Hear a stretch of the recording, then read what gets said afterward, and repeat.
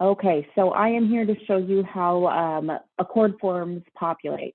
So when you're in the system, if you don't have ACORD forms already filled out to uplink, we're going to add your insured manually. So we're going to do add new customer, type in whatever information. I'm going to do pretty basic information for this. But the more information you fill out, the more that will populate onto the ACORD forms, obviously. And then you create it. And then you input your line of business. So let's say we're doing a package. Then you have to do sublines. So you have to do property, general liability, and then if you're doing any other things under your package, and then you'll continue.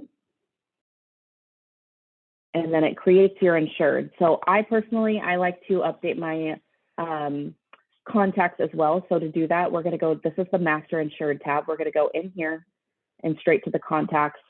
You'll add them. I'm just going to put myself for this recording.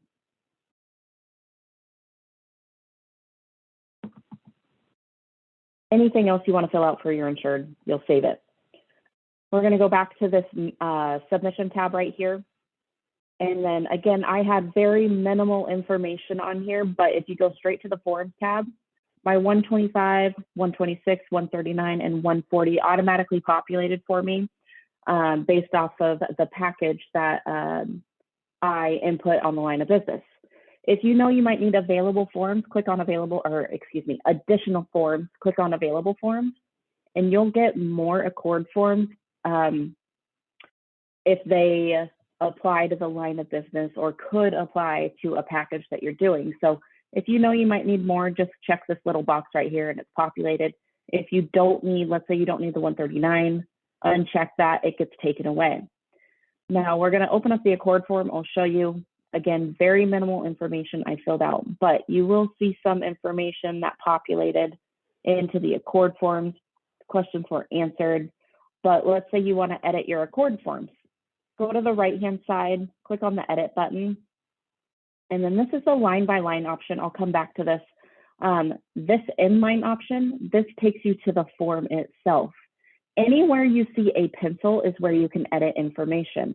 If you do not see a pencil, such as under this premise information, go back to the Q&A section and then go straight to the other, the section that you can't edit, so premise information.